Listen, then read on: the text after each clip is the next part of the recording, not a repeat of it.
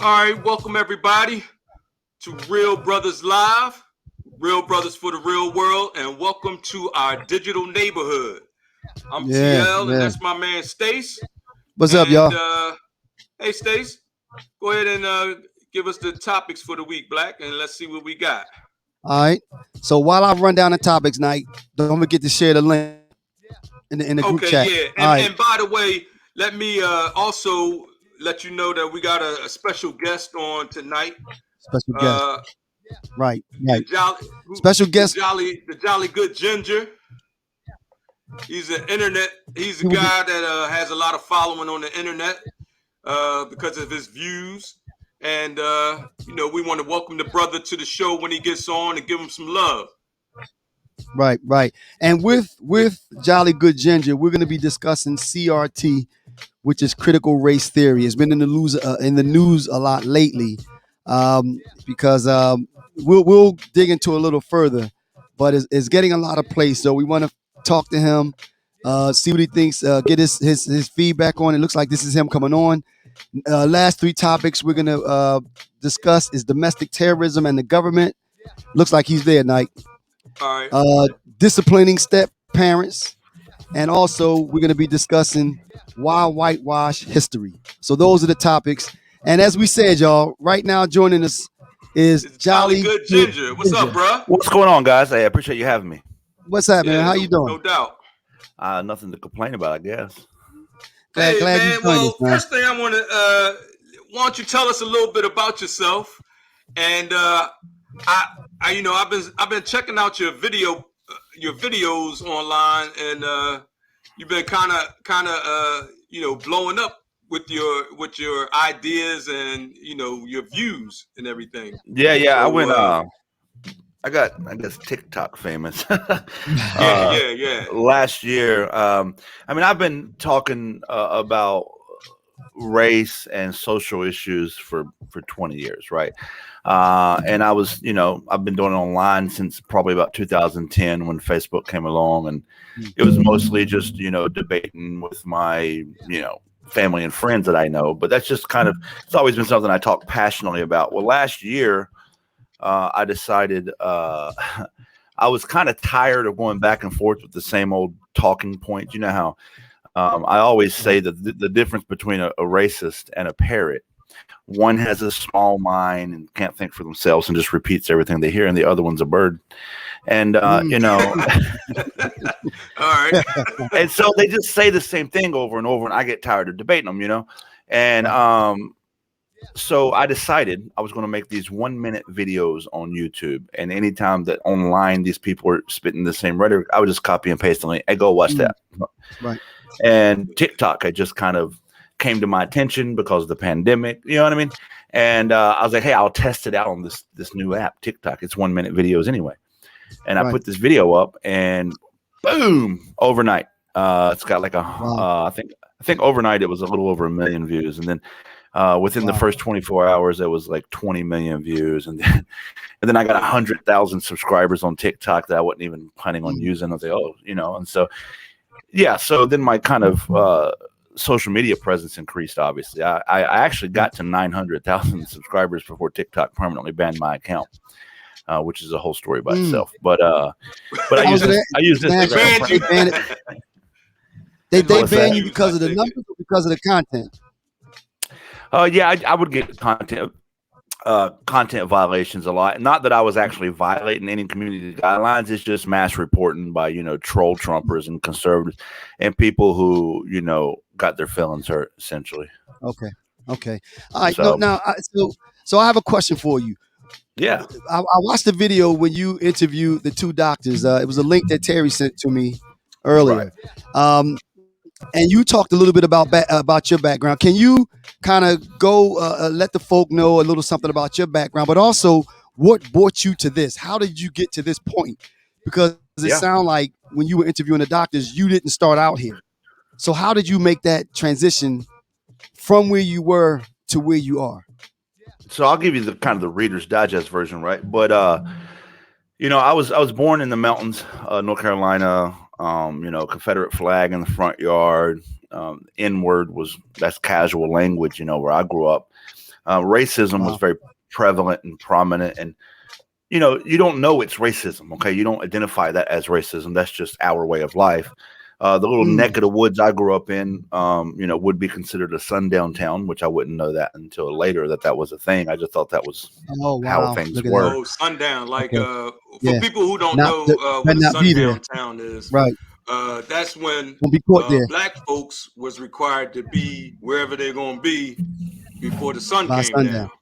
Right. Yeah, I mean, right. we've seen people get chased out of town, and like guys dating girls or something, or dropping off, and get chased out of town kind of stuff. But, Right. you get so used to that as a child, that's normal, Anyway, the unique part of my story, I guess, that you have to know that kind of sets everything else up. My dad and my mom divorced when I was 3. And, my mom remarried to a black guy, which is what's so interesting about it. And okay, my dad was already pretty racist. I mean, raised in the same area and taught the same ideas. But there's this trope, and everybody's heard it, that black men are out to steal white women, and that's always been like, the KKK used that in the birth of a nation as the primary concept as to why we should be afraid of black men. And right, exactly. And so when my mom remarried to a black man, well, that's now what everybody on the mountain saying to my dad. She left you for a black man. Now, they didn't say black man, you understand, but that just emboldened and deepened his own racism and validated the stereotype that black men are out to get my women. So anyway, they went to court, and the court actually granted custody to my dad, which is highly unusual, in the 80s.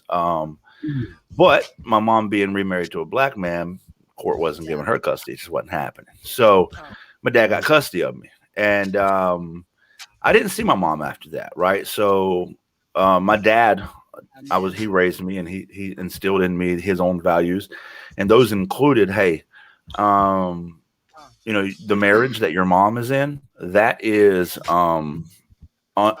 ungodly. Okay. That is not, God doesn't approve of that. Let me show you in the Bible where it says that. And he showed you that in the Bible. Mm-hmm. Or what do you believe that to be in the Bible? Correct. This is very common down south. So like you hear it much. What passage in the Bible says that? Is that the one where there shouldn't be unequally yoked or something like that? They use most common people in the South use the story of Moses marrying a Gentile lady as proof that God doesn't want you to marry outside your own race, which is a complete bastardization of that story. Right. But anyway, that's how I believed it, because he told me, and he said, because God doesn't approve of their marriage, then their children are also bastards, right? And so, that was my belief. Well, me being 10 years old, my mom took it to court to get visitation rights of me. Now I was vehemently against this because I hated her. Right? I had you were poisoned. You were poisoned. 100,000%. Right. And so went to court, and the judge did agree to let her have visitation rights of me, and that kind of was the catalyst to the whole thing, because I made it my mission that if she was going to have custody of me, that I was going to make her hate me so much that she wouldn't do it. Right. Like my whole thing was, if I go over there and make her hate me, she won't pick me up again. Right. And so that's what I did. My very first visitation with her, I was very rude, very mean. I called her children N-words, called her the N-word lover, or, all kinds of stuff. And so yeah, it just was, I'll take a side note. I don't know if y'all can hear that, but the music's popping in and out a little bit. Yeah. I just told you, Steve. Okay. Okay. Hey, but anyway, I thought it was just me. I guess it's not. So yeah. No. So I wrote it down. Fast forward, from when you was a child. So one of the things, racism is a learned behavior, correct? Correct, absolutely. And that's what you were saying, that your dad had like. Yeah, so I was taught to be racist, right? I was taught, and so when I met my mom, I was racist to her and her, but not. I wasn't racist to her children. I hadn't met them yet on the first visitation. But 2 weeks later, she came back and picked me up, and I couldn't believe it. I was like, "Oh my God!" I was so mean to her. I called her the N-word lover. Called her children N-word. She won't come pick me up. She did, and that visitation, I met my brothers and sisters, and that kind of was that turning point. Really? I wanted to be mean to them, and I wanted to, lash out at them, and I was obviously the oldest, but I couldn't bring myself to do it. Wow! And so they came out. They were all happy to see me because they had heard so many good things about me from their mom, our mom, and so I just was polite to them. I wasn't nice, but I was polite. And then every 2 weeks, I would go back, and I got to know them and their friends. They live in an all-black neighborhood, so all their friends are black. And now I was at this crossroads where. Do I believe what my dad's been telling me my whole life, or what's right before front of my eyes? So critical thinking. You mentioned that in the podcast, that even talking about this theory, that's what it boils down to. Being able to think critically and question yourself and your own beliefs. And that was the crossroads where you were.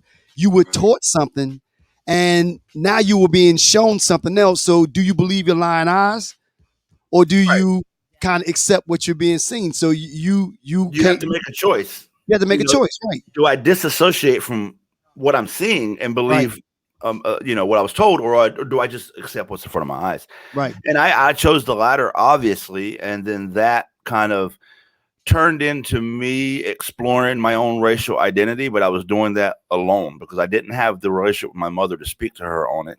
I didn't trust her. I mean, obviously, I was going from hating her to maybe not hating her. So anyway, I wasn't asking her opinion. Obviously, I'm not asking my dad's opinion. So I was kind of alone. And what I did, just kind of looking for an answer, was I found myself listening to a lot of or watching a lot of videos and listening to a lot of speeches from the Dr. Martin Luther King Jr., Malcolm X, that kind of stuff. And I would read their literature. And reading it just all made sense. Like if you just go into it, like, let me just listen to what you got to say without a preconceived notion. It's really startling. I'll tell you a story. And this is like, people ask me all the time, what was that turning point? One of the biggest eye-opening, holy shit moments for me. And it seems so small, but it was huge for me. Was I was watching Malcolm X be interviewed on TV, and the reporter continually asked him, "Hey, what was your real last name? What was your last name at birth?" I knew you were going to say that. Right. Yeah, and he kept saying, "I don't know my last name." And, the reporter was trying to force him to say his birth name, and Malcolm X refused to say it. But what stood out to me was when he said, we don't have a family name. My family name was given to me by our slave masters. That knocked me out of my seat. I grew up in the South. I grew up where I was told your family name is everything. You carry on your family name. This was literally part of our value system. Right. We were told that, well, no matter what you do, make the family proud. No matter what you do, carry on the family name. Make the family better than it was the generation. This was our value system, and it meant a lot to me because that's how I was raised. So then to hear Malcolm X talk about not got a family name. His name, exactly. It like you said, that was startling. Right. That was startling. It was the day that I realized there's two Americas. And it it really floored me. Like it just really sent me into this kind of in my own head. Let me think. Like, how does this make sense? And then you read more and you study more, and you start realizing, holy shit! Like I've really been living in a bubble. Wow. Yeah. And that's kind of the issue. Like people don't experience other cultures. Right. You know what I mean? So correct. Or outside their own damn neighborhood. Right. Absolutely. Right. Yep. So ignorance is what drives a lot of this, like racism, and it's all mostly ignorance. If you if you break it down. And willful ignorance. And that's one of the things that one of our buddies always talks about. The fact that the information is out there. See, when you came to your crossroads, you made a decision. You said, wait a minute now, maybe what I thought I knew, I didn't know, or maybe it was incorrect. Right. So you made a change. Unfortunately, a lot of people don't do that. They get to that crossroad and they say, well, no, that they deny. That can't be right. Yeah, That right. can't be They're right. in denial They when they get denial, to right, that point. right. So Right. now, as it comes then to you and your experience with critical race theory, how did that come about, and how do people respond to you in this conversation? Like, Well, first of all, Stace, let's go over the what abridged version, critical race theory is right? for The people abridged who's version, listening and don't. I know this term is thrown around a lot, but what it but actually And is, mostly what misunderstood. actually is it? right? Right. Well, I mean, and you mentioned the show I did with the doctors. They put it pretty nicely. Dr. Jones said it is a lens through which we can Correct. Right. analyze systems. That's That's all right. it is. That's right. In True. its simplest form, that's it. Now, initially, critical race theory was applied to the analysis of laws. Because that's a conversation I can have a 12-hour conversation with you on, Right. about the legal history of America and how the laws are, a lot of them are essentially based out of racism, et cetera, et cetera. But they've taken critical race theory out of the legal mind and started analyzing other areas as well, like education, like our history. The we call it whitewash history. So critical race theory is nothing more than a lens that allows us to analyze things through the lens of race. That's it. And like Dr. Jones said on the show, we don't know what the outcome is going to be, but we need to analyze it honestly. Absolutely. Right, Honestly. right. That's the key word. Right. And Honestly. we have a topic on the show tonight that is going to address a little bit of. Well, we have a question like of whitewashing history. Right. Now, another question for you then. Why do, in your experience, and I think the advantage that you have is that you can understand both sides, because people are going to address you by what they see. You're a white guy from the mountains of North Carolina. And as you said on the podcast, with an accent, exactly. Yeah, with the ZZ Hill going I'm a on. ZZ Top beard, yeah. ZZ Top, right, ZZ Top. So how do people respond to you when I'm sure they have one perception and say certain things, and then when you respond the way that you do, how do they take that? You know what I mean? How does that? How Well, is it that? depends on who it is, right? So, what's unique is the Black community is very welcoming of the idea of, man, this guy, listens. Because here's one thing I make it my mission. I never, ever, ever, and I've made it, I've done this since I was 20 years old, made this one thing a rule. I do not speak about, over, or for the Black community. Absolutely. None of us does. Right. Right. And I don't either. Right. You know what I mean? But I mean, I couldn't, even if I tried. I'm not Black, right. Never will be Black. I can't speak on the experiences. I was on a podcast here a few months ago. It's a bigger platform. Guy has a couple million viewers and whatnot. And we were there to talk about the Confederate flag, because I hate that, that rag. And that's kind of what the debate was. And right away, within 5 minutes, he says to me, hey, because I was talking about banning the Confederate flag in America. He was like, don't you think there's better ways to help the Black community? I said, pause. So what you and I are not going to do, two white guys, we're not going to discuss what helps the Black community. We're not in the Black community. We don't understand. Like, we're not Black. So we're not going to talk about that. But he kept wanting to talk about it. This is the problem with white people. White people want to talk about problems in Black communities, solutions to Black community. Me, I forced the topic of problems in white America, solutions in white America, what white America is doing, has been doing, and needs to change. Right. And that, I think, the people that are on this side, on that agree with me, welcome my message, because it's kind of fresh. It's not this, And that's what I say all America, the time on this show, is that we all are being brainwashed, right? So the people that are oppressing, not just Black people, but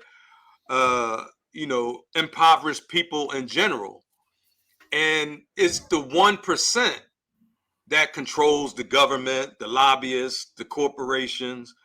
So they control the media, and all of the things that all the things that we see is somehow controlled, right? So that's why I say white people are being brainwashed that they're superior. Black people are being brainwashed that they're inferior. And Latino and Asian people are being brainwashed that they don't even belong here. You know what I'm saying? So no, I do. And you know, every system is created to sustain itself, right? So like, correct. You know, the system has to protect itself, right? And part of that protection is, you know, white privilege, right? So white America, and this is there's so much more of the conversation that just doesn't happen that needs to happen, and that's what I'm trying to force across the board, is conversations that happen that are not happening. But you know, there's so much that white America doesn't understand racism. White America doesn't even understand what racism is. Wait a minute. Okay, you said white America doesn't understand racism. Right? Can you dig down on that a little bit? Sure. What do you mean by that? Yeah, because I don't know. I'm not sure if I agree. But let me hear your pretext first, because right. So white America. So we don't have a relationship with our race. I'm not forced to be reminded that I'm white. I can ignore that I'm white. I can go my whole life. That's why you ever heard white people say, "Don't talk about race and racism will go away." Yeah, in white America it will, because there is no race as long as you don't talk about it. It's almost like ignorance is bliss. Right. So in white America, racism is a light switch. That's what racism is in white America. You're either racist, light switch on, or you're not racist, light switch off. Right. And so this is how it works. Black friend, not racist. Right? My daughter. If you have a black friend, like not racist. Not racist. Because also is that why you hear some of my best friends are black? I mean, yes, that's why you hear stupid shit like I talk to black people. See, here's how white America defines racism: riding on horseback, hood on, holding a burning cross. Okay, I got it. So if I'm not riding down the road as an active Klan member, and I talk to my black coworker, if I talk to a black person, see, white America want to define racism as somebody who hates everybody of another race. Right. That's how they define it. Considering institutional. Not considered any other facet whatsoever, right? Right. The truth is, racism is a spectrum. Absolutely. Okay? And there's a broad spectrum of racism. And white America doesn't understand that spectrum even exists. It's either racist, not racist. My daughter dates a black guy. Whoop, not racist. Forget my house, right? They don't get the nuances of right. Like what a black person has to go through basically on a daily basis. You know, but as you said, because they don't have to. You know, they don't have those experiences. Exactly. If the system is bent to benefit you, then you don't have any mechanism to be defensive. Correct. Cognitive dissonance is built into it. Let me explain something to you. This is very important. So what I like to talk about a lot is, and this is what I'm writing a book on, how racism is taught. This is that racism in white America is the most misunderstood topic, because non-white people really don't understand why white people don't get it, and white people don't get it. You're right. So, we do. Right. And so it's because nobody, we didn't eat Sunday dinner, and Dad said, "Come on, sit around, let's talk about how to be racist." That's not how you're taught racism. Okay, that's not how racism is taught. Let me give you an example. My dad told me this: "Son, they're lazy." Now you know who they are, right? He's talking about black folk. He says, "Son, they're lazy. Most of them, they don't go to work, they deal drugs, and they live on the system. They have babies and get welfare, and dads don't stay in the home. They just want welfare." And these were words that you were told. Yeah, 100%. And so, and all these other white folk that pretend like they wasn't were told the same shit. But anyway, right. But here's what's funny. Here's what's funny about it. So my dad's telling me that black people are drug dealers and on food stamps.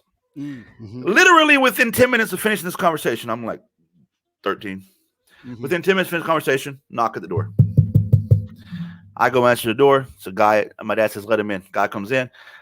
He hands my dad some money. My dad weighs out 7 grams of marijuana. Puts it in the baggie. Well, this is not even fucking made up, bro. Right. Wow. And then, he gives the marijuana. Hey, your dad around? I might have to go see him.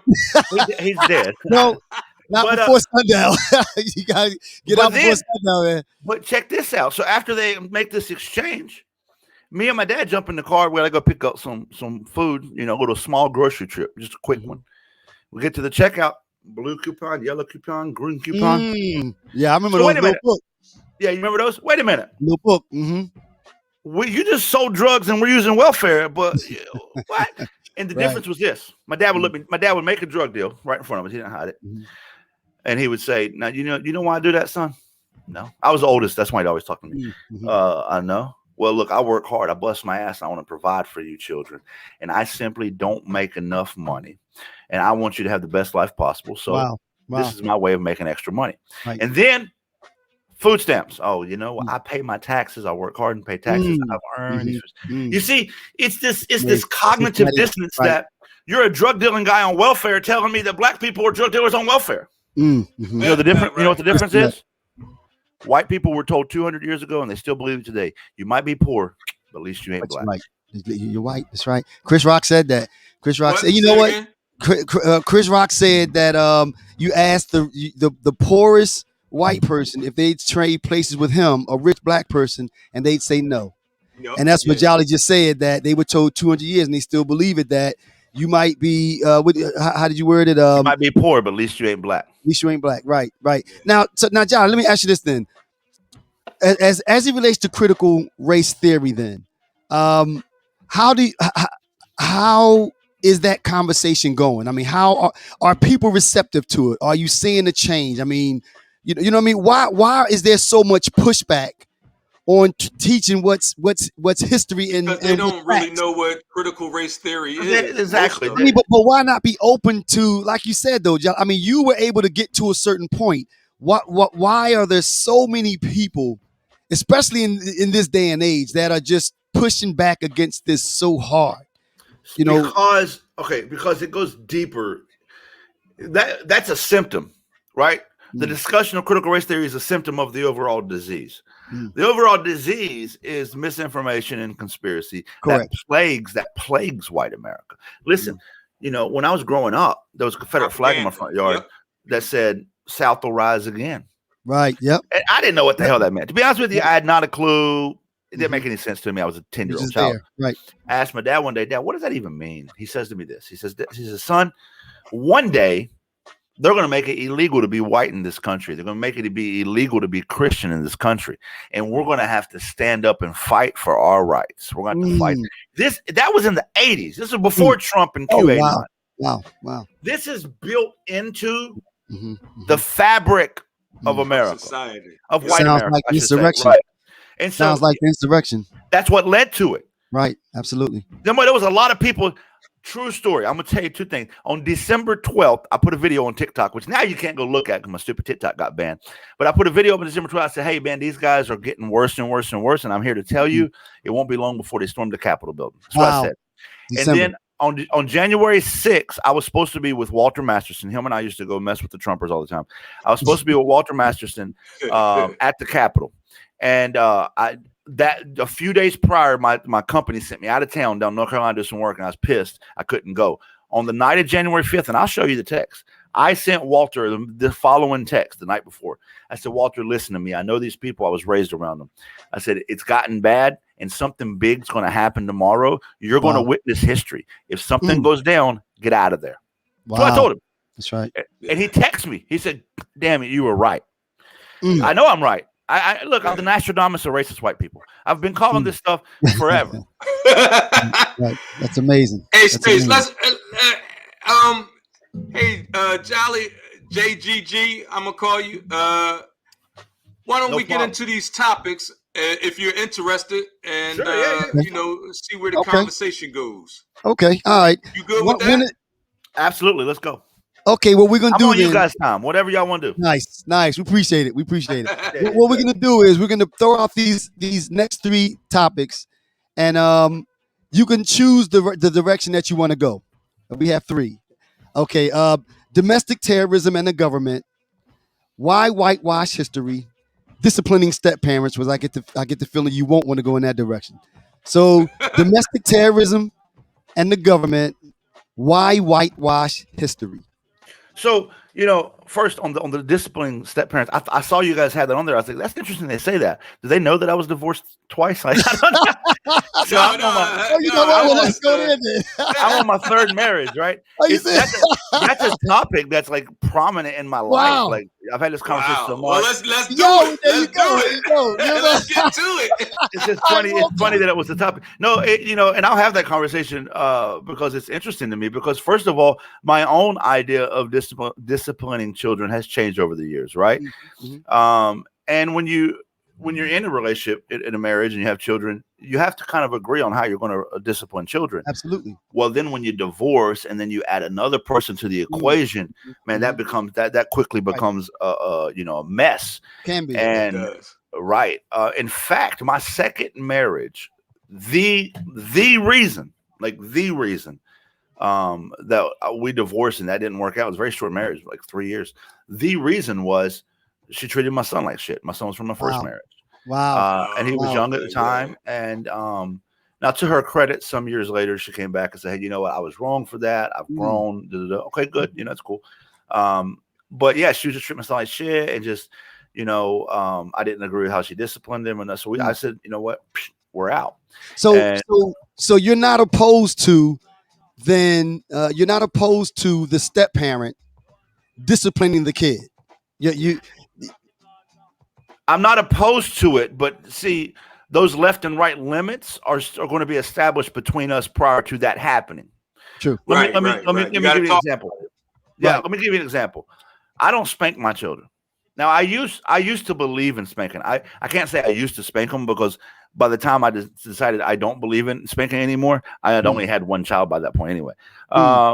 So, I used to believe spanking was an okay thing. I no longer believe that, and I have this debate a lot.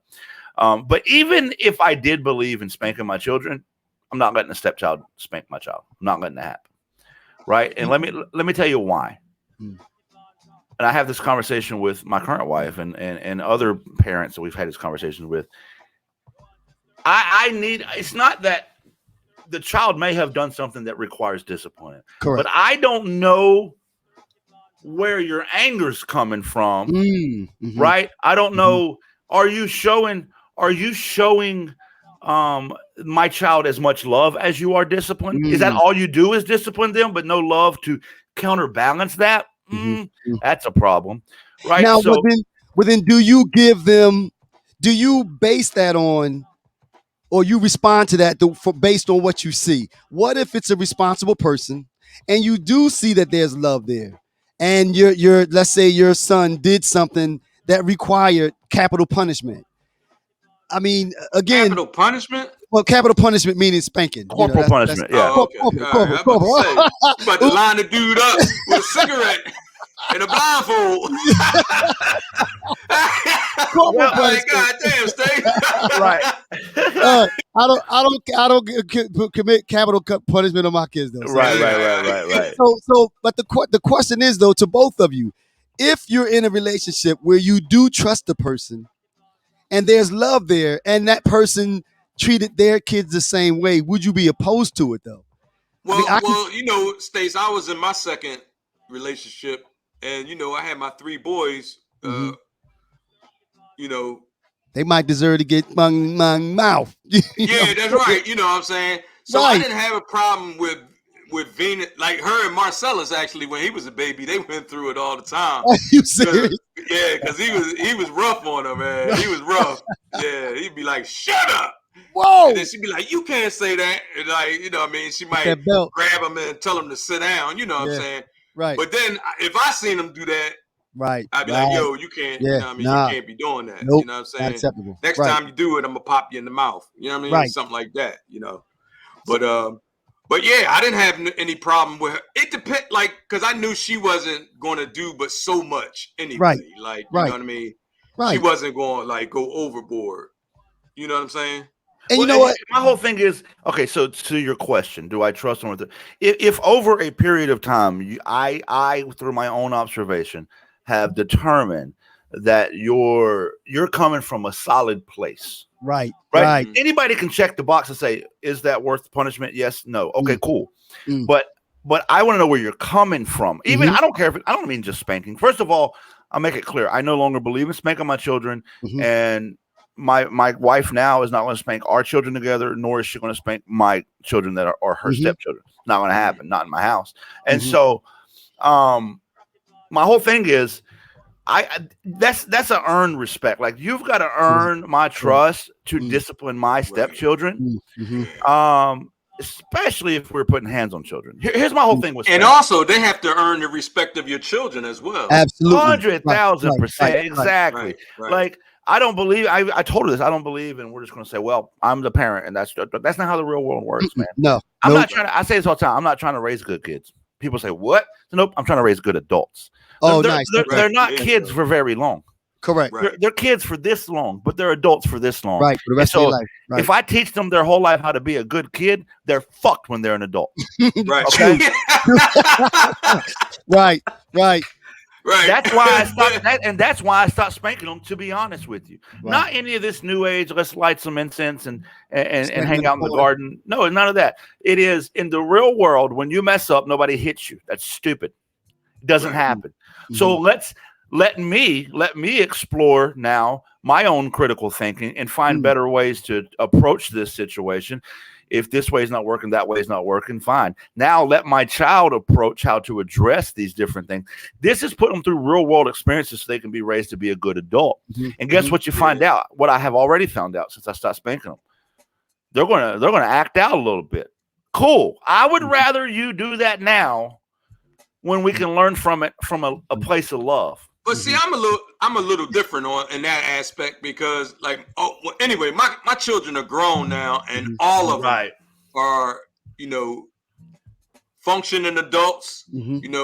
Good society. Law-abiding citizens. Right. Law-abiding citizens. Right. But when they was kids, I would have to grab them by the neck meat sometimes, you know what I mean, or grab them by their collar and be like, "Look." Yeah. See now, you know now, and the way that I've doing this, the way that I've always done it, and I truly believe that if you lay the groundwork early, that the corporal punishment can wane over time. This is what I mean by that.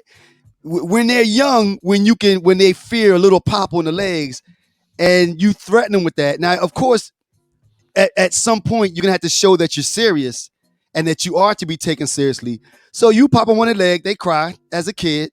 Then when they get a little older, they learn that all you have to do is show them the hand. Like we all laugh about when you're in a grocery store and you do something and your mom looks at you with those eyes and you straighten right up because you know what that means. So again, my philosophy is you lay the groundwork early, and as the kid gets older, the respect is there. So you're trying less. Sometimes in them teenage years, especially with boys. Oh yeah. Well, girls too. You know what I mean? Right. That little popping on the leg, that's your phase. Yeah. And they like, they try to test the waters a little bit. You know what I mean? That's why I had to stay in shape. Let me hit you with a different perspective. Coming up. Let me hit you with a different perspective real quick. 98% of people are going to grow up to be good functioning adults. Correct. Anyway, right. Spanking, no spanking. I mean, there's no correlation actually. So in your mind, hey, I spanked them, they grew up. The ends has justified the means. But what I'm saying to you is, even had you not done that, anyway. Right? Most likely they would have been cool. Right? Like you have to work to ruin a child. Now you don't have to work that hard. You don't have to. And I mean, our prison systems, as full as they are, it's only 2% of America. 98% of people are not locked up. Right. 98% of people are functioning people, and even those who are locked up are not bad people. I hate that. I hate that premise. True. I'm just saying, my whole thing is this: if I teach my child to stay in line out of fear, it limits them greatly. True. If I go to work and I'm scared of my boss, I'm not going to be as productive as I could be if I liked my boss and my job. Absolutely. And I have discovered, and I've read some articles on it, and not articles, books. I don't know why I said articles. I've read some books on it, and written by child psychologists, and this, that, and the third, and there is actual scientific data that shows the negative emotional effects of corporal punishment. And so my whole thing is this: I get why a lot of people do it. it's a tradition that's been passed on, much like racism. I think black people do it out of fear. What do you mean, like that they feel like they really have to pull the kid in line because once they get out there, they're scared of them, the consequence of it being in the system, getting out here, getting in trouble, getting out here and not coming home. You know what I mean? So a lot of that, aggressive parenting comes as from, they say, is out of love. It's out of love, but it's also out of fear. You know what I mean? Especially in the black community, because if you have a child and you want that child to grow up, like to go to school and get good grades and not be a victim of the streets, you kind of have to. There has to be a level of that. Yeah, you got. It's a fine line you have to walk. Fine line between fear and respect, because and as Terry said though, and this kind of goes to something you said also, Jolly, that it is a fine line because sometimes that kid will try you, especially in the teenage years, and sometimes words don't mean anything. So at times, and I don't mean you. There's a difference between spanking the kid and beating them up. Obviously, I don't believe in beating them up. But I get that. Right. Sometimes you have to grip them up, and that's what gets their attention. Listen, if you don't respect me as the authority now, when you get out there, you're just gonna go out there and get shot. Exactly. Or you're gonna wind up behind bars. That's kind of how I think. I think that's how the black community, which I respect completely. I mean, I get that. I understand why people spank their children, period, in any community, because that is literally what's been passed down. We just have to, in my opinion, evolve past that. That's my opinion. We can accomplish all the same goals without doing that. Now, that's even hard for me. Look, I'm a regular person. So just some background. I mean, since we're talking about the subject, I was beat as a child. By your stepmom, or this was my dad. My mom didn't. My stepmom didn't touch me. My dad did. But it was really bad. Like twice. Before I even turned 10, 2 different occasions, the Department of Social Services removed me from the home.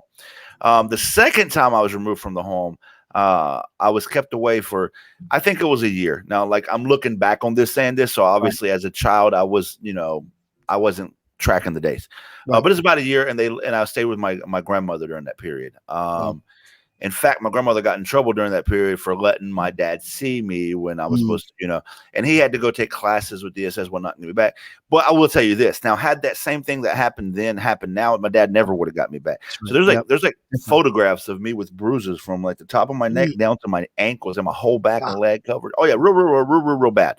But that's not why I don't even say don't spank my children. Like, that's why I would never beat my children. I know the mindset of a beat child, and I never want my children to ever feel that way. And again, I think there's a difference between beat up and spank. Facts. And that's what I say. When you say spank, I don't think you mean you're beating your children. No. Right. It's a big difference. And huge. And I like to think that, thank God I'm a talker, because what I do is before I get put hands on kid, I let them know, if you do this again, I'm gonna get you. So then when you do it again, I said, I told you, right? And you know me. So it's really it's your choice. Either you can not do it and spare the rod, or you can do it, and if I see you, I gotta get you.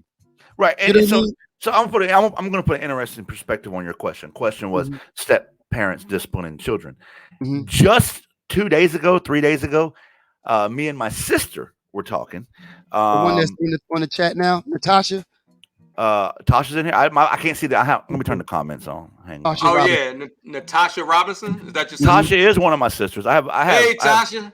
I have five sisters. I didn't know Tasha's in here. Oh. Actually, I just turned the comments on. I see Sierra's in here too. Sierra is actually what I'm talking about. That's my sister as well. She's in the comment section.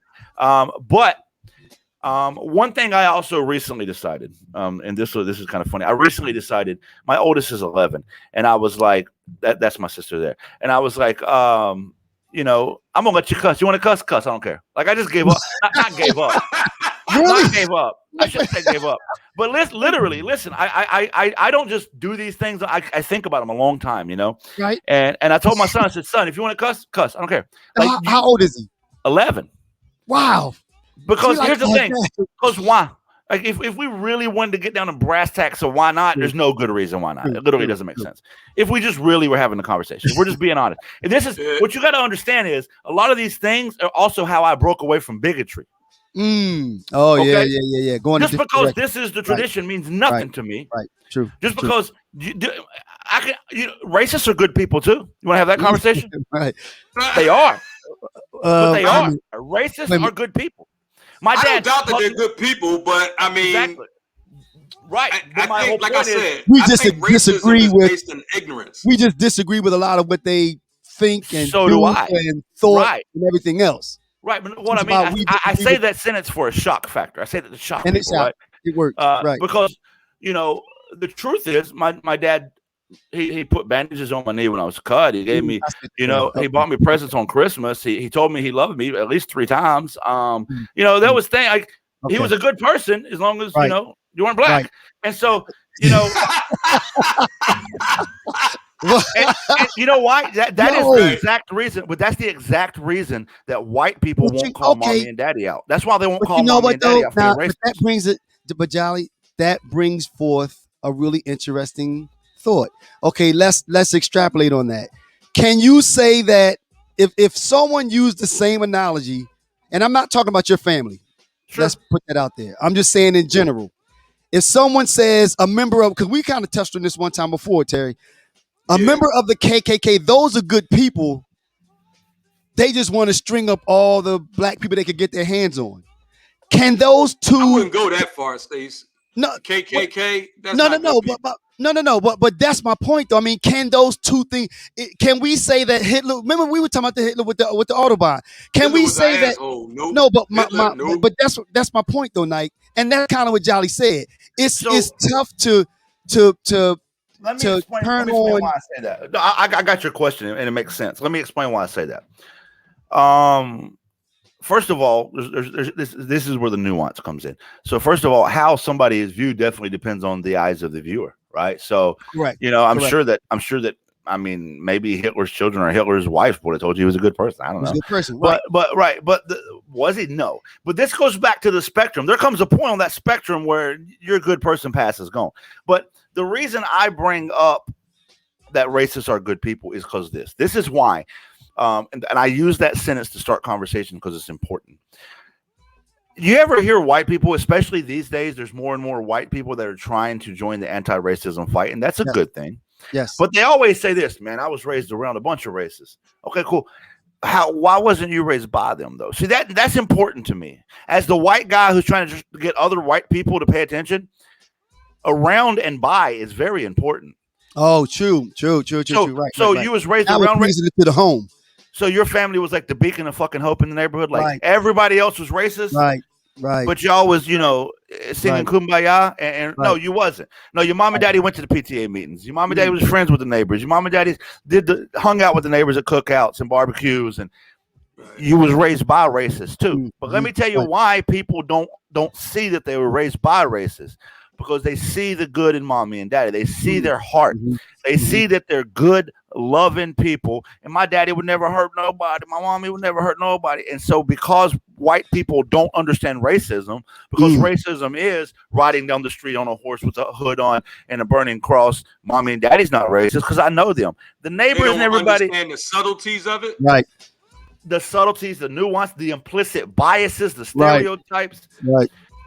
Here's the fact of the matter is this: if it walks, talks, and shits like a duck, it's a duck, right? It's a duck, and so the problem with white America is they don't actually understand that duck of racism, how it walks, talks, and shits. They don't understand it. They've got it wrong. How do they get it wrong? The other topic you brought up, whitewashed American history. Whitewashing, right. That's the point of whitewashing. Yeah, we do. That's the point of it. That's the point of whitewashing. Okay, we can ease into it. What do you mean by that? You said that's the point of it. Elaborate, please.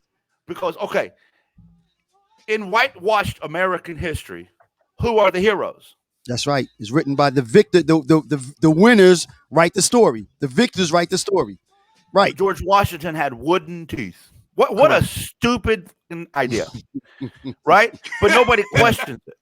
Right. George Right. Washington also had 300 slaves, 300, Right. and was considered an absolutely brutal slave master. Mhm. And the teeth weren't wooden; they were teeth that was ripped out Other of the slaves. mouths of slaves, right? That's right. Other And slaves. but what do we learn? That he chopped down a cherry tree. Mhm. So like, it's because it's called watering down, right? Watering down history.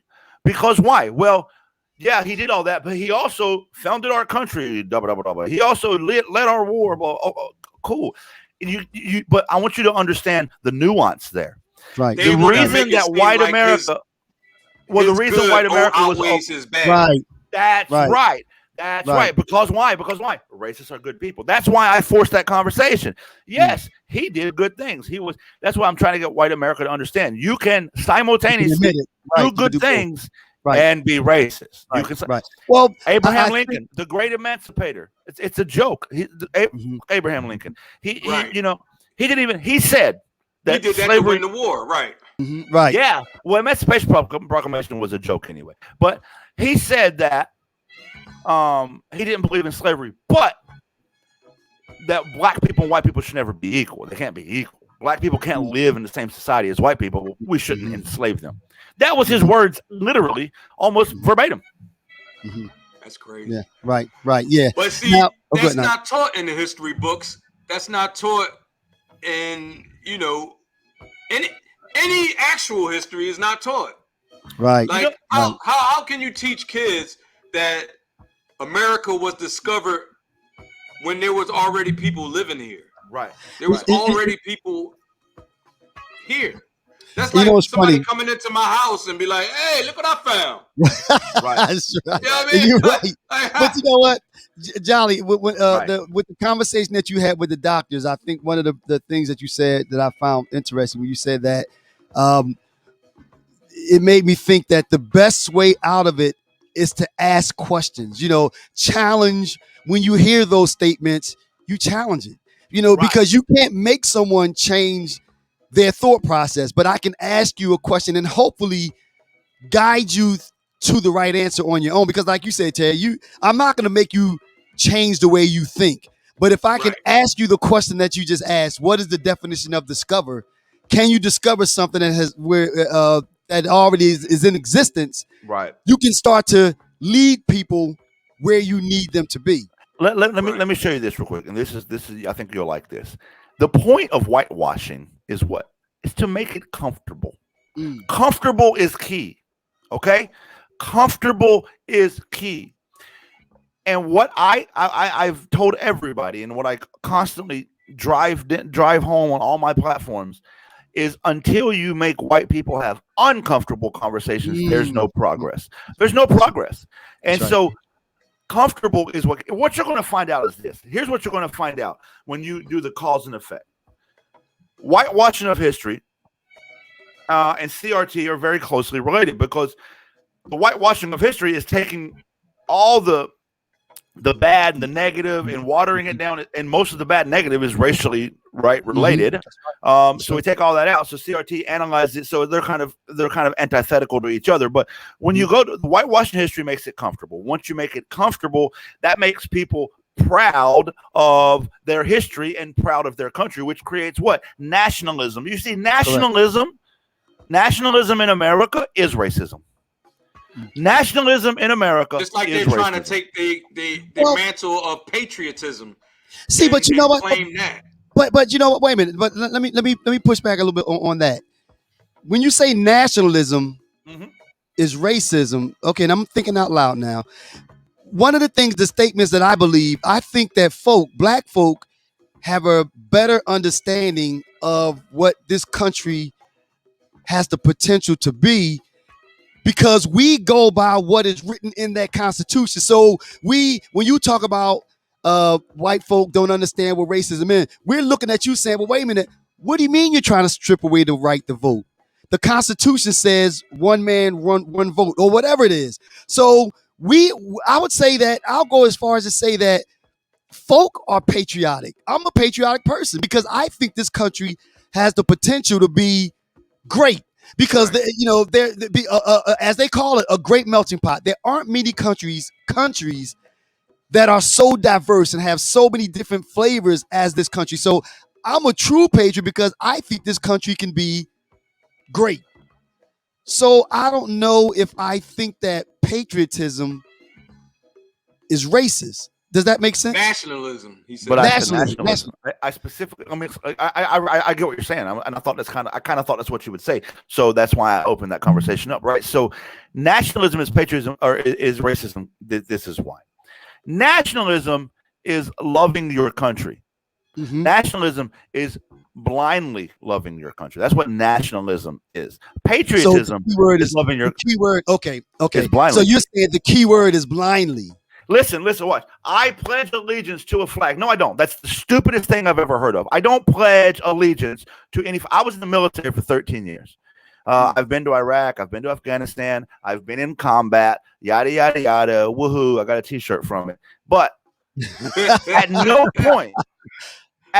point, and I promise you this, was myself or any of the people to my left and right fighting for a flag. None of us gave a shit. Go to any military base around 1,700 hours. But isn't the flag just the idea, though? Is the flag is just what it represents, which is the idea, right? The devil comes in lamb's clothing. Listen. Once you let the idea, listen, my children will not pledge allegiance to a flag. Mm. The flag is the idea that the government decides.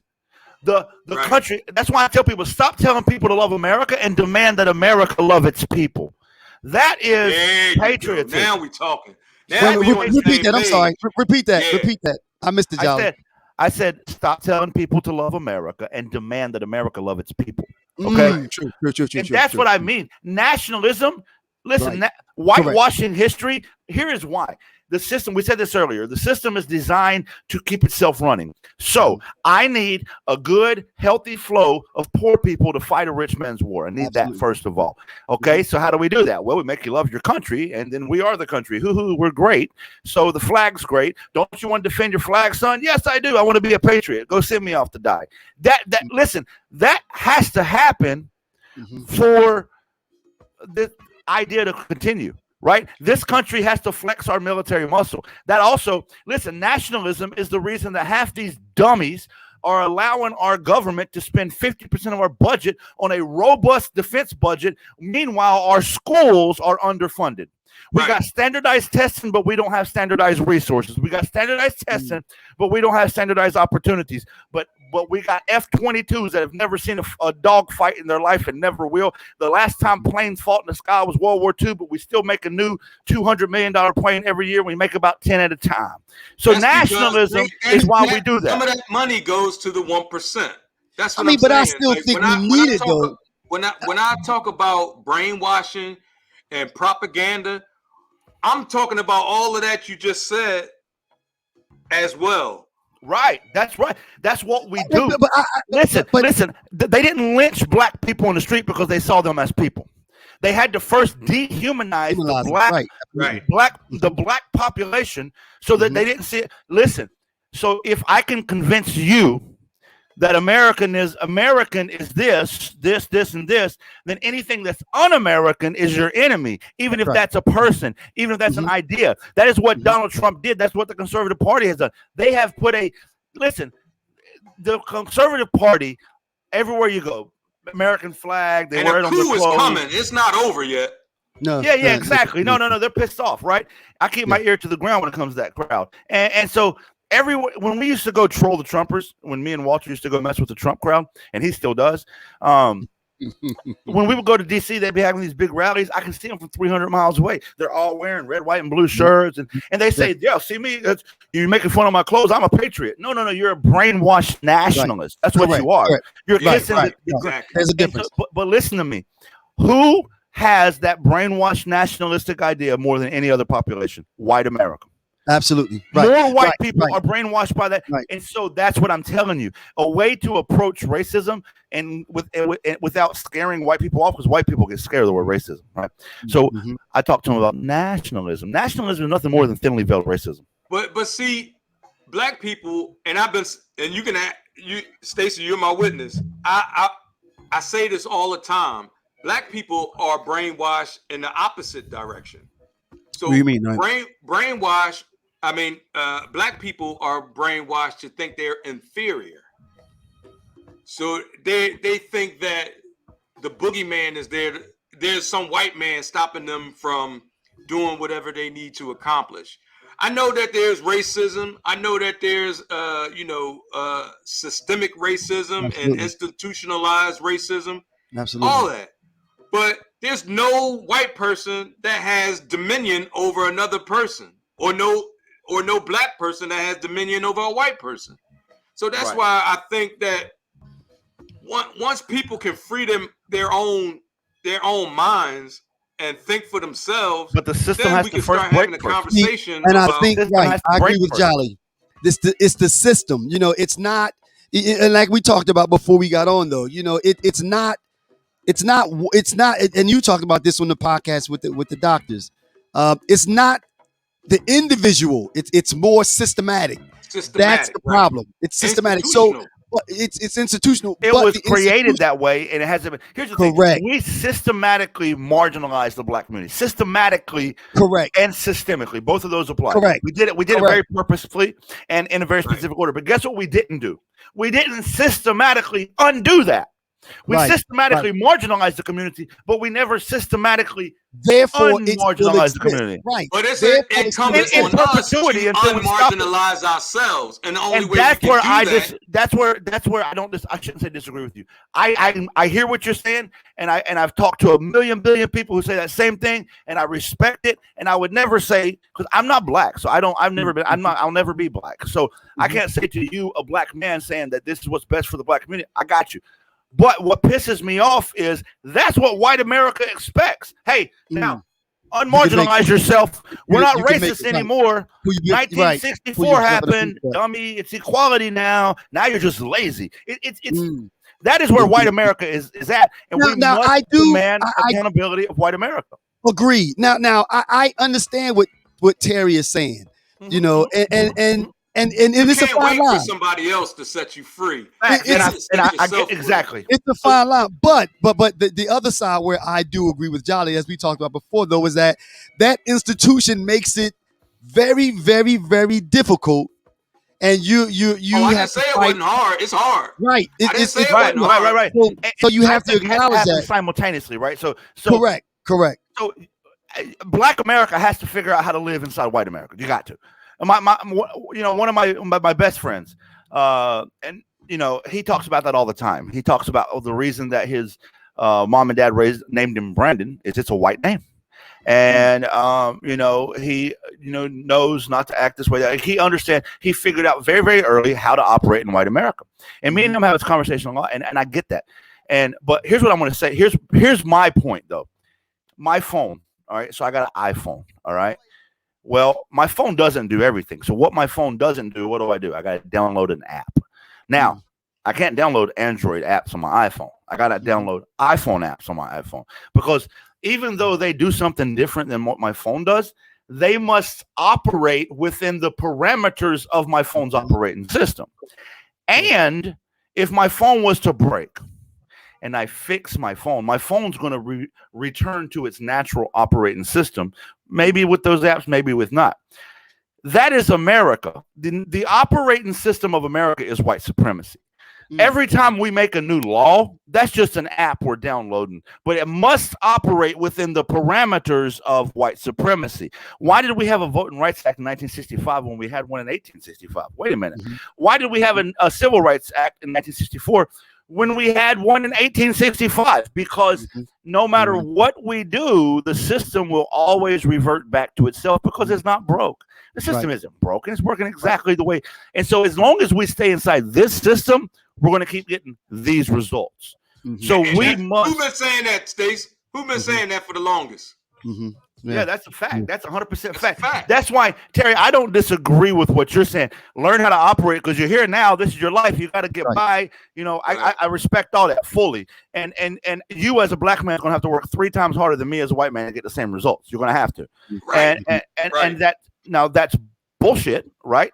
It is bullshit, but you got to be willing to do that to get what you got to get. Like you can't let, what's the alternative? Message. You know what I mean?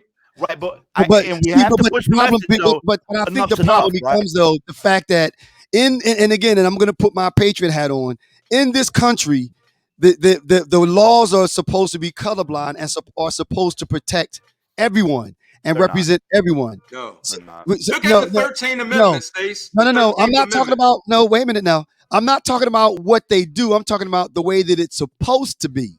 Laws don't say this white person this and this black person this. No, laws are written for citizens, for the people that live in. Let me finish. So again, I think the breakdown is when those laws, like you said, there was a civil rights movement in 1865. Why they have to have a voting right in 1965? Because it wasn't enforced, or people twisted it, and it reverted back. So then, therefore, you have to tighten it back up. Because so again, always reverse back to it. Watch this. Though. Watch this. I love what you're saying right now. I love it. This is the conversation we have to have. Let me answer that. Okay, watch this. So, in 1965 Civil Rights or 1964 Civil Rights Act happens. 1965 Voting Rights Act. What happened was black people started moving into Main Street, right? So black people started moving into Main Street. Main Street was white America. Downtown urban centers was white America. They built the town around Main Street. Well, when black people moved in, what did white people do? White flight. It's called white flight, right? Yep. And that's how the suburbs were created. Now watch. Right. This is a very important conversation. So white flight happened. So now we got de facto segregation versus de jure segregation. It's no longer by law. It's just by matter of fact, right? The only white people who didn't move out was the poor white people that couldn't afford to. So now you got, poor white folk and black people in downtown, and then nothing but white folk in suburban white America, right? Mm-hmm. And so that means that the schools, which were centrally located schools, right, this way before bus and all that stuff, this school out here in suburban white America was predominantly white. Mm-hmm. The school in downtown was predominantly black. At that same time, it was circa 1969, 1970. They passed a law that said state taxes should no longer fund the school. Property taxes should fund the school. Because that way, if you got a house in the neighborhood going to school, then it's your kid at school, so it's your taxes rather than somebody who don't have kids paying for it. That was the concept. Right. The truth is, in the back rooms, they were negotiating this. It was 100% to target Black America. It was meant to target Black America. Right. But if you read the rest of the laws that they created, exactly, just like Terry v. Ohio, 1961, just like I can make you a list.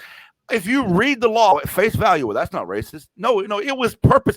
Because 1964, we passed a law that said, hear ye. You don't have to go any further you can't than say the 13th Black Amendment to see that. No, I agree, because it said except when found guilty of a crime, and then in 1865, vagrancy laws were passed. 1866, vagrancy laws were passed. But the fact still remains, though. The fact still remains. Now, and I understand what you're saying, Jolly. I understand that. But the fact still remains that let's say the person that lived in the suburb or what have you, when they made that change to the laws, right? With two things. When they made that change, the person that lived in the suburbs, they'll benefit from that, and they might be Black. So the only thing that I'm saying is that still 22% of Black America lives in poverty, 9% of white America lives in poverty. As long as that law exists, it will always disproportionately affect Black people. Period. Can Black people benefit from that law? Written, Stace. That's just the way they are, man. It's better, in my opinion, it's better to scrap the whole law. Here's the thing. That's my whole point. We got standardized testing. Standardized testing is racist. You got standardized testing, but you don't have standardized resources. Albert Einstein said if you judge a fish by its ability to climb a tree, it'll always be considered stupid. Well, I mean, but you still need to. But wait a minute, though. Okay, and I'm going back to something you said. Standardized testing, and I get it. I've heard the argument about the racist standardized testing, but at the same time, you still need. There still has to be a mechanism to test knowledge. There has to be a floor. But why are we making that the watermark? Before, I refuse to have a conversation with anybody about the standardized mechanism for testing. But if we're not going to first have a conversation about the standardization of resources, if everybody's not being taught the same, how can you learn? That's got to be priority. I agree with that. How can you be tested on the same thing? No. I understand the negative consequences of it. I understand the negative consequences of it. But what I'm saying is that I don't. The standardized testing itself, I understand the point of it. You have to have a way to say, is Johnny ready to go to the next level? But And if now, Johnny I'm not wasn't saying taught that, to know Johnny ain't ready to go, because but you can't have a standardized test, Stace, unless you have standardized teaching. Resource. Right? No, I get that. I said I don't disagree with that. So how can Johnny be ready if he wasn't taught what's in the standardized test? And let me say this. So wait a minute. So let me ask you this then. So it's not that we have a problem with the function of standardized testing. We disagree with what happens before we apply that test, because Johnny was the disproportionality of it. Right. Here's the thing. When you look at racism, systemic racism across the board, when we look at medical racism, we look at environmental racism, we look at these are simply things you could argue in. If I was arguing in a vacuum, I could say, well, it makes sense why the power plant put the power plant over there. Economically, it was cheaper. I can make that argument, but it was right next to a black neighborhood every damn time. We can make arguments in a vacuum, but at the end of the day, if the implementation of this particular mechanism disproportionately affects a single community, that is a no-go in my book and must that must go away. Right. Equity must come first. Correct. I agree with that. Right. I agree with that. There are no qualms with me on that. What you about to say, Knight? Did we hit all the topics for tonight? I'm not sure. Yo, Jolly, man. You firebrand. Hey, Jolly. Knowing his shit, man. Yo, you a firebrand. Nah, it's the passion. It's the passion. Yeah. It's the passion that comes across. All right, let me see. I think we did. I do getting worked up, and people think that I'm getting mad. I'm not mad. I'm very emotional about it. You know? I dig that. This is how we talk. I wanted to have you on the show, because I really connected with what some of the stuff that you were saying on the videos that I saw, and I was like, this brother right here, he gets it. You know what I mean? Like I feel like you get it. You know what I mean? Because here's my whole thing.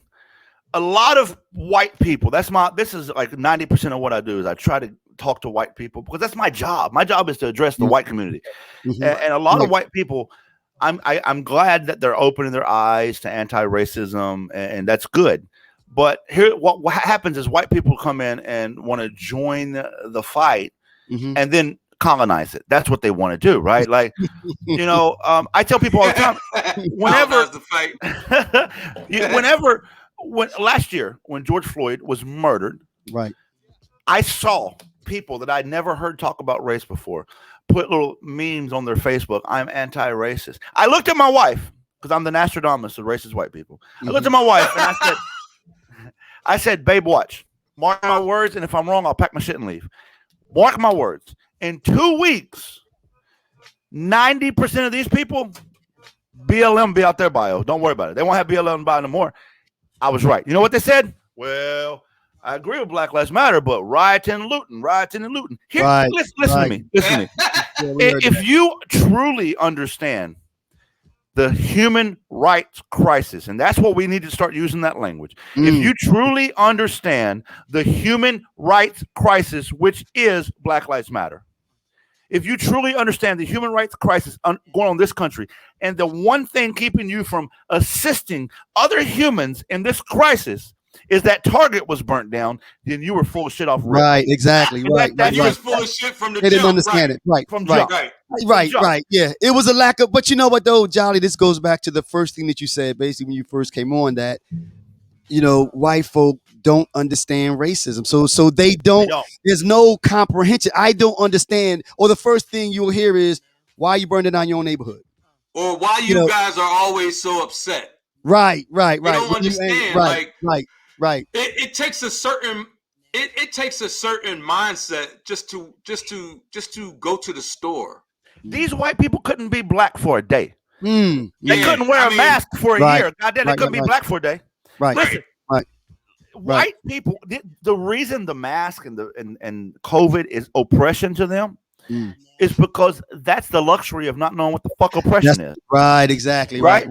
That's right. You're making me uncomfortable. And so I think that was someone mentioned that privilege itself is my right to be comfortable. That's what privilege affords you. Right. You know, Right. not the right to not feel uncomfortable. And You as know? a black person, I can tell you, I feel uncomfortable all the time. Yeah, All right. the And, time. and you know what else privilege does? This is a big thing that I tell a lot of people. You know, we are taught. Okay, we are taught. You know, work hard and you can make it. You can be whatever you want to be. Okay, that's what I'm taught. And in white America, that fucking works for the most part. Classism is another issue, right? Classism, right? Yeah, that's right. 1%. Listen, not everybody. I tell everybody this all the time. Not everybody's going to be an entrepreneur. If everybody was an entrepreneur, we're screwed because who's going to work? Right. We need workers. So, right. Yeah, exactly. You got to have worker bees. Everybody's got to listen. This is if we really want to get to the master PhD level of this conversation and really get down and have nuanced conversation. I want to talk about not what gets everybody privilege and what makes everybody great. I want to talk about allowing a person to be mediocre if they want to. In this country, a black man's not allowed to be mediocre. If you're mediocre as a black man, and I say black man because I'm a man, black women as well. But if you're mediocre as a black person, guess what? See what I told you, son? They'll nudge you. Lazy. See, boy? Lazy. Right. Ain't got a word. Right. But if I'm lazy, we always have to go above and beyond, especially like at my job, right? Right. Equality truly happens when we're allowed to all be mediocre. I never feel comfortable at my job, even though I've been there for years. I never feel comfortable because I always feel like I have to know more. I have to be better. I have to, you know, when I just have to be better at my job than a lot of other people that I see. And they'll come and ask me for help.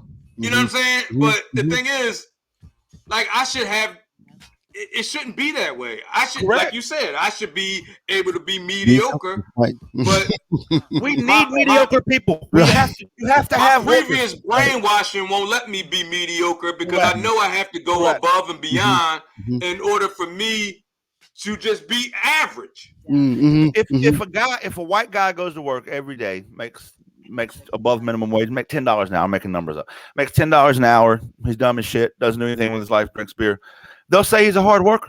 Right, yeah. If a black man goes to work every day, doesn't do anything, makes $10 an hour, never tries to get promoted, he's fucking lazy. He's just that's all he'll ever be. Exactly. It's the same person, same scenario, different analysis. Right. That is true equality. That's true equity. It's not just everybody's ability to succeed, but allowing people, because everybody, listen, as it stands, and you hit the nail on the head, Terry, as it stands in Black America, you have to be this fucking go-getter 24/7 on your drive. That's not fair. Right. Sure. Not everybody's not going to be that. That's not how humans are built. One of our listeners, when you were talking about comfort, I mean, I'm literally like, just I'm.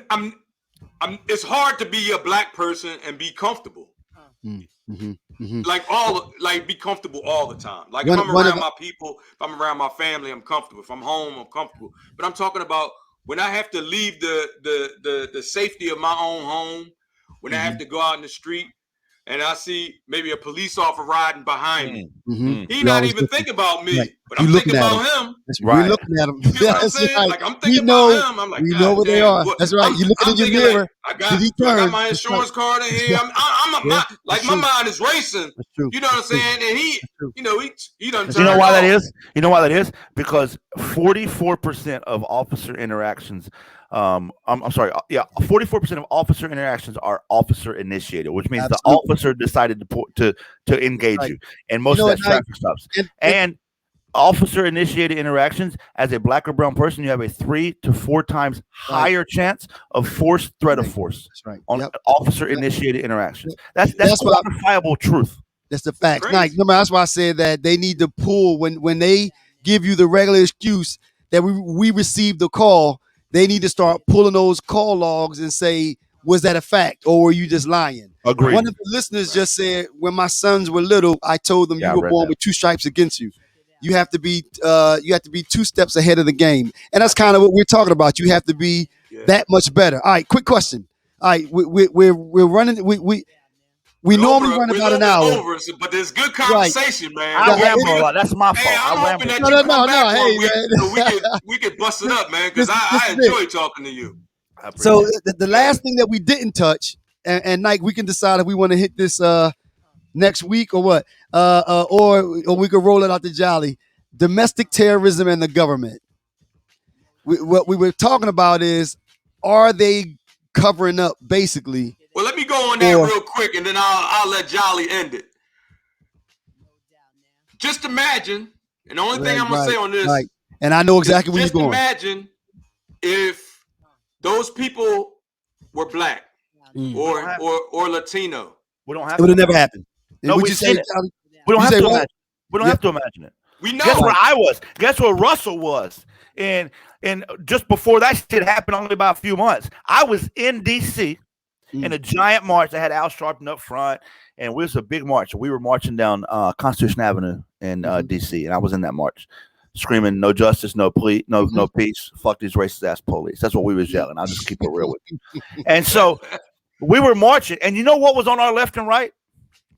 Riot cops. Riot cops. I knew it. Tanks, everything. Everywhere. Right.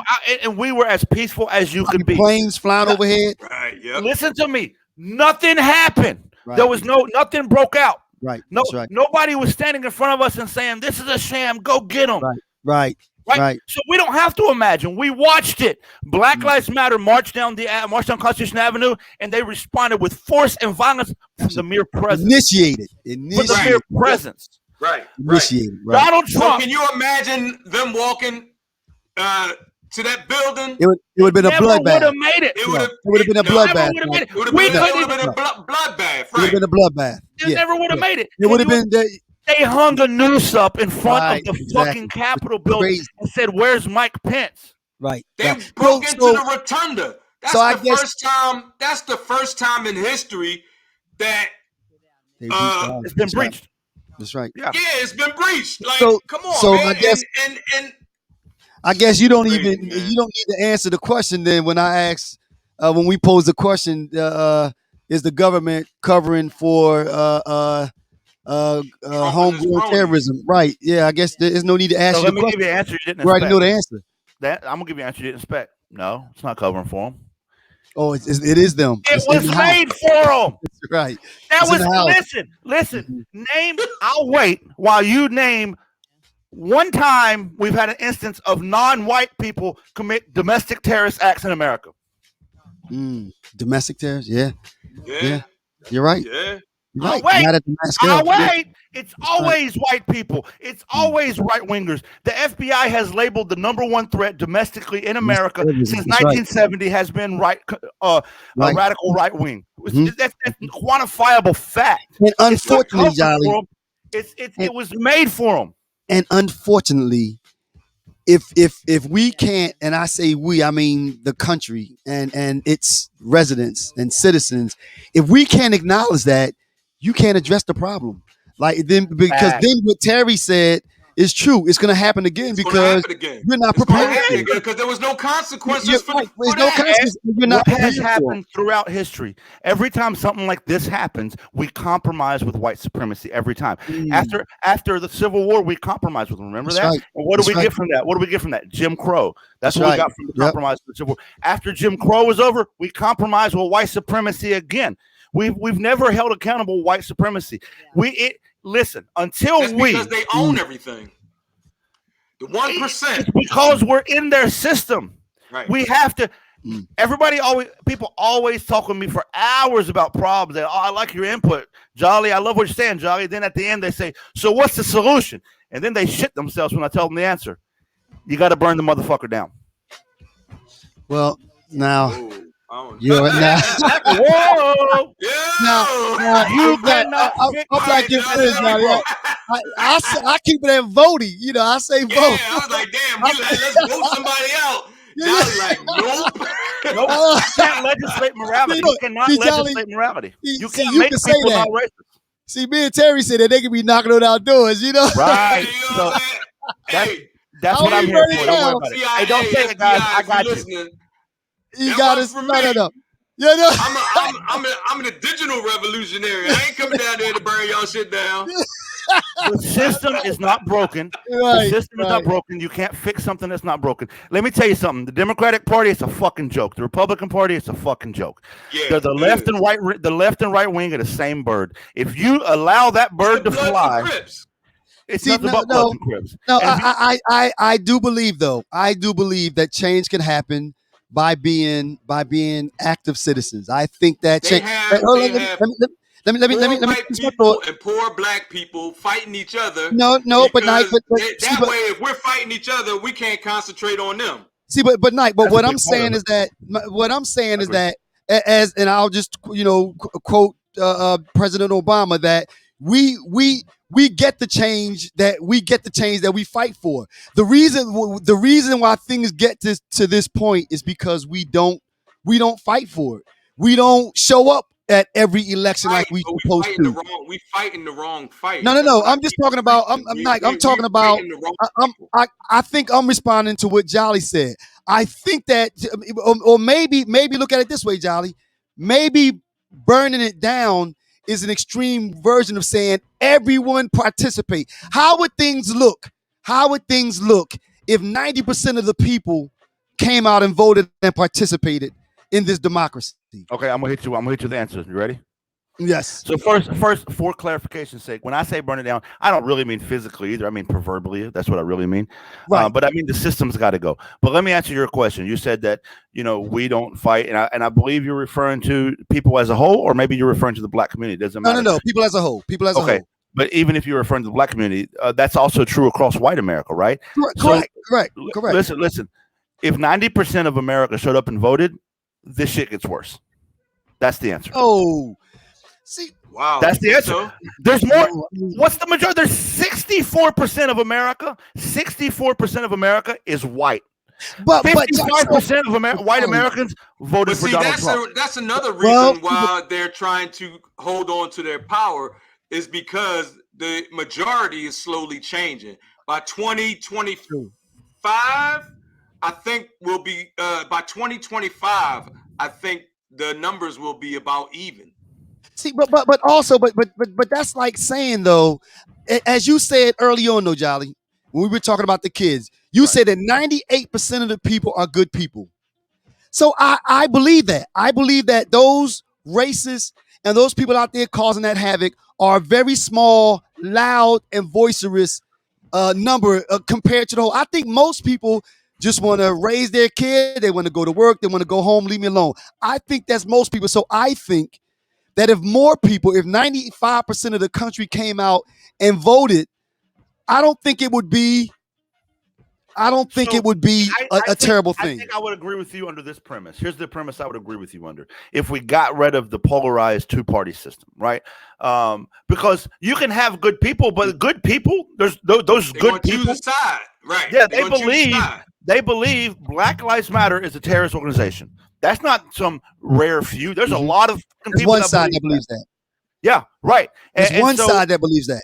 Right. And it doesn't matter how good the person is. If that's the side they're voting for, that's the side they're voting for, whether 100% shows up.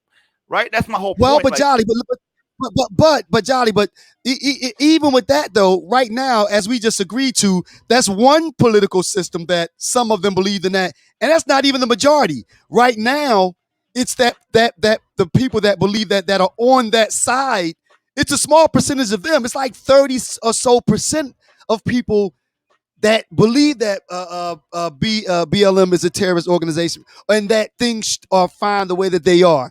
If the majority of white America didn't believe it, we wouldn't be having a conversation. It'd be fixed.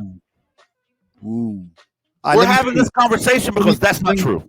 Let me think, Jolly. Let me think, man. You don't think that the majority can say, hey, whoa, this is bullshit. Hey, the majority couldn't come together and say, hey, they're right. Black lives don't matter in this country. Because we're all polarized because of the brainwashing that's going on. I'm telling you. I think the problem is having the 1%. They own the media. They own the newspapers. They own the publications. That's the intersectionality. They own the media. I mean, they own the television, the cable. So everything you're being fed is coming from that 1%. Thursday night. All right, listen, it's 9:30, man. We've been on an hour and a half. Yo, hey Jolly, yo, Look, man. I'll ramble. That's my fault. Yo, hey Jolly, man. Hey, Jolly, At man, some this was a point, good show, man. yo, I appreciate at it. some point, yeah, I mean, actually, it wasn't even a show. It was a conversation, you know. Yeah. So at some point, man, we gotta figure out a have way you to back get let's on. do it again. We're gonna Let's do it have again. Let part me know. two. We don't know when, but we're gonna have Right. part two. We're gonna have to. Now, yeah. so Jolly, in closing, what do you want to put out there in closing, man? In your words, in closing. So it is what I believe. You know, a couple weeks ago I was in Charlotte. I was on a podcast there, and we had a panel, and on that panel was the father, Jacob Blake. You guys know Jacob Blake. He got shot in Kenosha, Wisconsin. Mm-hmm. So Jacob Blake Sr. was there, and him and I were talking, and then during the show and after, and you know, sometimes I feel like I'm the only one saying this, and he said it, and I felt really good to hear somebody else say it. But listen, we've tried. I mean, we as people, we as a society have tried so many things, and the definition of sanity is doing the same thing and expecting a different result. Okay, we can't wait this thing out. Revolution is the answer. Now, how that revolution works, how the revolution looks, I think we can determine that if we come together and we decide how that revolution works. But at the end of the day, at the absolute end of the day, the system isn't broken. The system is working exactly the way it was intended. So if we all come together and try to change how things operate in this system, it's not going to work. It's just going to be a temporary fix to a permanent problem. And so what we need to do is we need to do things. We need to be loud, and we need to make a change. On August 21st, I'm going to actually be at the Jacob Blake March in Kenosha, Wisconsin. I'm going to be doing be a guest speaker there. September 25th, I'm going to be in Minneapolis, guest speaker at the George Floyd Square there. August 28th, we're going to be in D.C. We're marching down Constitution Avenue for voting rights. Listen, you got to get out. You have to get. We as people, if you're listening to this, if you believe in this, if this is what, it's not easy. I don't have money, bro. I'm a pretty poor dude. I live pretty mediocre, but I find a way that I'll be damned if I'm passing this shit on to my children. Wow. And so my whole thing is either be about it or you're not, right? So like action is the answer. And I personally believe, like you said, it was my closing. My closing is this. I just don't believe that voting's it. That's a great. We have to do that now. I get it now. Right now, that's a good answer. But revolution is the only answer. You said, Terry, in 2025, the majority change. Okay, cool. So majority changes. And so now the majority vote is when it is going against white America. How does that look? That looks like another civil war. No matter how you paint this, the outcome is revolution. And so either we wait for revolution to happen like we did on January 6th, and luckily it was averted, or we make revolutionary happen. So you want to be the person that's sitting around wondering what happened, or the person sitting around making shit happen. And for me, I just want to be out there making shit happen. Nice. Jolly, man. Hey, Jolly, what group are you with? What you mean? Like when you say you're going to make these speeches, and you were with like what, the Action Network, or what guys were you? Well, I do this one thing and I meet this one person. I'm not really with a group. I get invited to do different stuff. You know, after our podcast a couple weeks ago, Jacob Blake Sr. invited me to the Jacob Blake March in Kenosha. He's like, man, you're a powerful speaker. I want you to speak. I said, I'll do that. Okay. You know, and then the podcaster there invited me to the one in Minneapolis. And then I'd already been planning on going to DC. So I just meet people, you know, but by the way, we having a joint in Philly on the 29th. August. Yeah, August 29th. Glad you brought up Philly. So I'm waiting for, you know, the story of David Jones. David Jones was killed in Philly by a Philadelphia police officer. You know that story? You familiar with it? No. No, I ain't hear that one. Okay, so David Jones, look it up. He was killed, I think, 4 years ago at this point. He was driving his dirt bike down the road to go sell the dirt bike to like somebody was going to buy it from him. Cop pulled him over and ended up shooting him in the back. He had his hands up, got shot in the back. It's ridiculous. Cop got fired. Cop still fired. Trial hasn't happened. They keep postponing the trial. I met with and talked to the parents of David Jones, which is Tommy Jones. Really, really just great guy. And I told them, I made a promise to them, and I'm going to keep that promise. When they finally decide to make this trial happen, we're going to all go to Philly and we're going to march and we're going to make sure the media is there, because what they're trying to do is postpone this shit so America forget about David Jones. So that this officer can walk, and we're not going to sleep about it. Right. So when are you going to be here then? Do you know yet? Don't know yet. Waiting. You know, it's kind of whenever they decide to make the trial, we're going to burn Philly down. You know, not okay. I got to check. Please don't burn my We're house. not going to burn it. We're not going to burn anything with fire. We're going to burn it with passion and emotion. Hey, Jolly, after this is over, man, send me your info because I want to be a part of that as well. Absolutely, I got you. Okay, and Jolly, man, thanks again for joining us, man. It's really been a pleasure. It's been a nice, spirited conversation. We learned, you learned. You know, we really enjoyed it. Learn from each other. Absolutely, absolutely. So hopefully, this won't be the last. Thank you for joining us, and we hope you enjoyed our conversation. You can find our podcast if you missed it, or if you want to see it again on RealBrosLive.com. It's also available on our Facebook group and also on our YouTube page. So please subscribe. And we'll see you next time. And hope you got something out of this. Got any last words, Stace? Yeah, no, just enjoyed the conversation. I hope you did also. Don't forget you could catch us on all of the major platforms. We're now also on iTunes, right? Yep. Well, yeah, we're on all the major platforms. Please subscribe. Thank you for tuning in. Before I leave, I'm gonna get yelled at if I don't say it. Shout out to my brothers, my sisters that are watching this: Tasha, Sierra, Travis, Tevin. All right. I appreciate you guys tuning in. That's my family. Your family is our my family. family always supports me. My family always supports me, so I appreciate that. Nice. All right. Take care.